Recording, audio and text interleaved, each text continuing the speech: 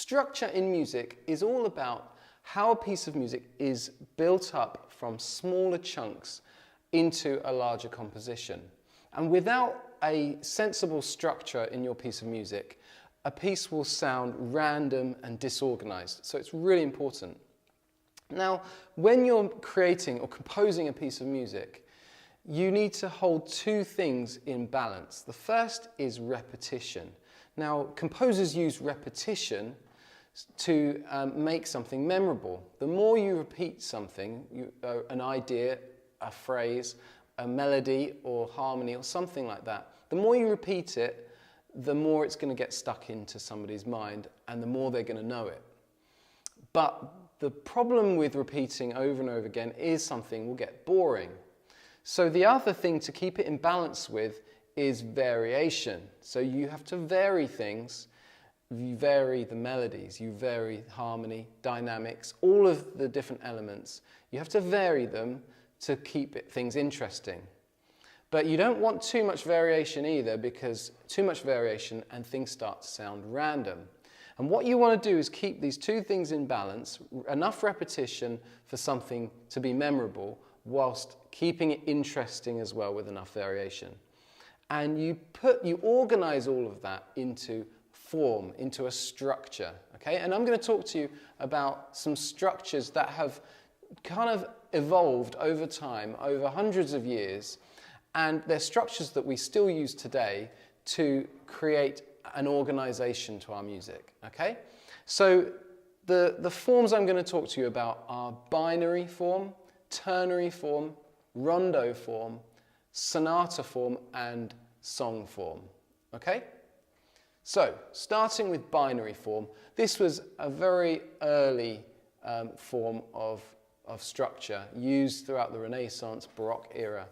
And it just is constituted of two parts, part A and part B. And it's very simple. You've got a part A, which is a piece of, a section of a piece of music, and then it moves on to a part B, which will sound different. Okay, and that's it. Now, often this will be, you'll get repetition of those two parts, so it can sometimes be A and B, and on a score, you'd see at the end of the first section, you'd get repeat marks maybe to repeat that part, and then you'd get repeat marks at the end as well to repeat the B section. So it can be A, B, but generally it's still binary form A, B. Okay, so that's binary form. And as we move into the classical era, we started to extend the music and we get A, B, A. So similar to binary, we've got our A and our B, but then our final section, we kind of look back at the A and it's repeated again, okay? So this is ternary, A, B, A. And what you find throughout history in music is that they're constantly trying to extend the music, make it longer.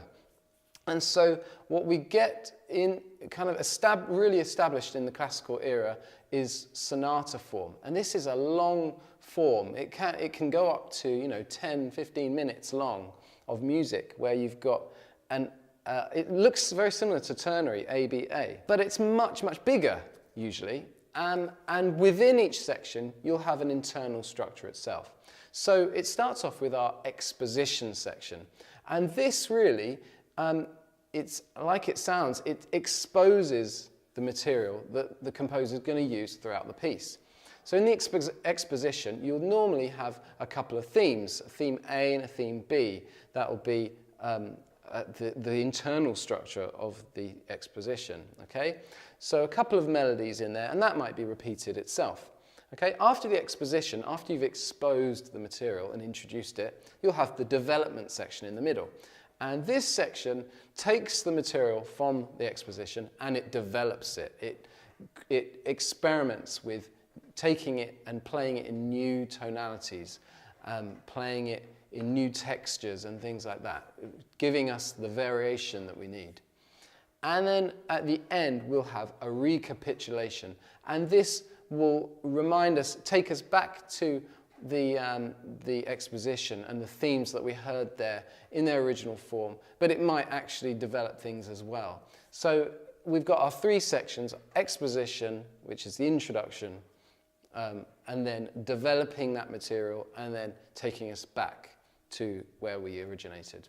Okay, so we've got other long forms as well. Rondo is where we've got an A section, which is going to be our main theme, and then we have a varying B section, so a new theme, and then we hear our A again. So we're reminded we've got that repetition of our A section, but then we hear something new in our C. So we hear something new, and then we go back to A again, and then something new. So it's constantly this kind of introducing new material, but then recapping by going back to our A. So we keep hearing this reoccurring theme, okay? And similar to that is what we know today as song form, which every pop song, rock, any genre of popular song music is in this form. You'll have an introduction, and then it's made up of verses and choruses, which looks a little similar to a rondo, where that chorus A section keeps on coming back. And the verses will also be similar, but with different lyrics.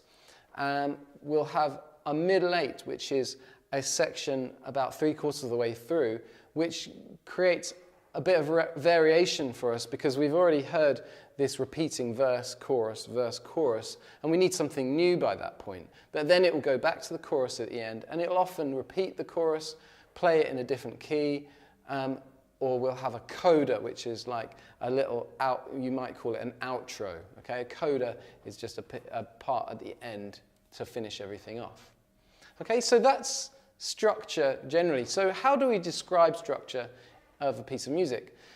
Simply put, we need to know what the overall structure is. So we need to be able to say, is it binary, ternary, rondo, or sonata form? And then when you're listening to a piece of music, you need to know what the individual sections are called. Is it the exposition, the development, and so on?